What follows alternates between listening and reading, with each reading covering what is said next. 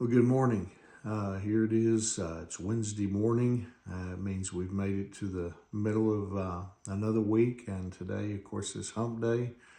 We're getting over the hump of this week. Today is January the 8th. And I hope you had a great Tuesday. I hope you had a day. Hopefully you were able to accomplish maybe what you set out to do and everything. But, even if even if you came up a little short on enough time to get things done, God has now blessed us with the breath to breathe here on another day and a brand new day.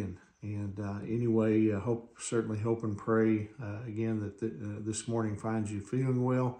Hope that you're well rested and ready to ready to tackle the opportunities that God has richly blessed us with here on this Wednesday morning.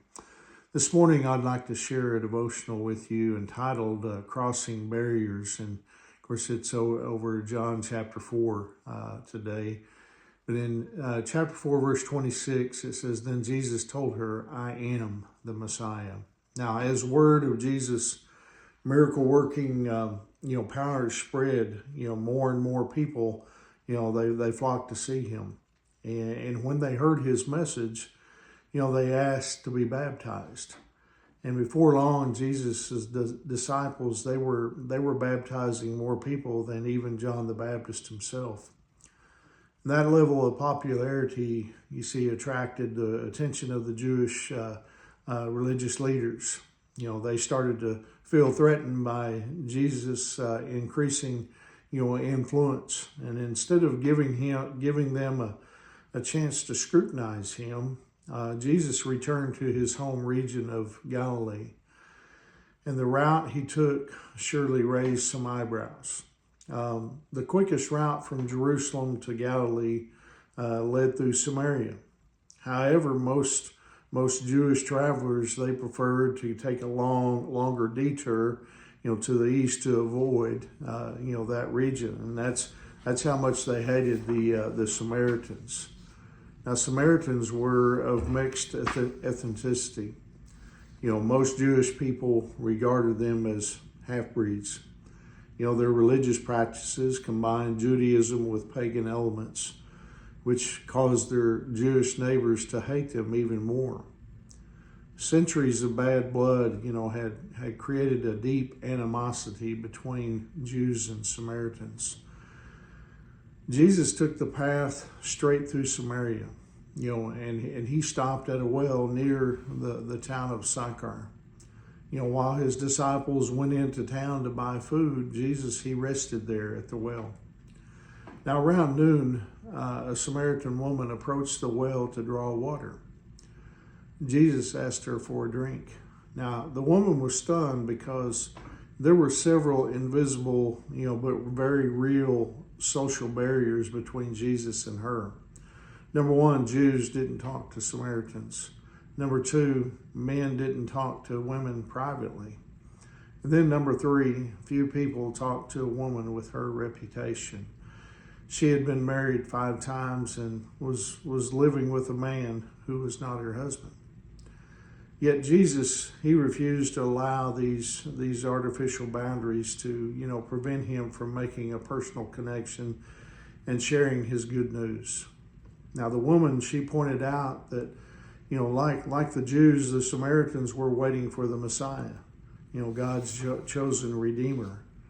"I am the Messiah," Jesus revealed to her. Now, the takeaway here is obvious. Our culture, urges us to focus on the differences that divide us. Conservative versus liberal, men versus women, young versus old, Christian versus non-Christian. Jesus urges us to focus on the things that unite us. The need for compassion, love, understanding, peace of mind and assurance about our future. The desire to be known, to have a purpose, to find fulfillment and joy, and to be a part of something, bigger than ourselves. In short, Jesus, he built bridges.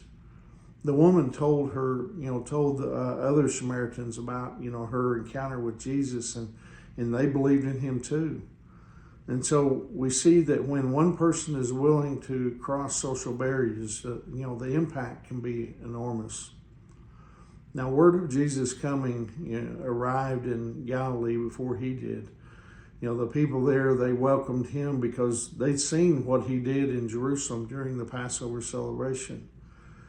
In Cana, the site of his first public miracle, he got an urgent request from a government official whose son was on his deathbed.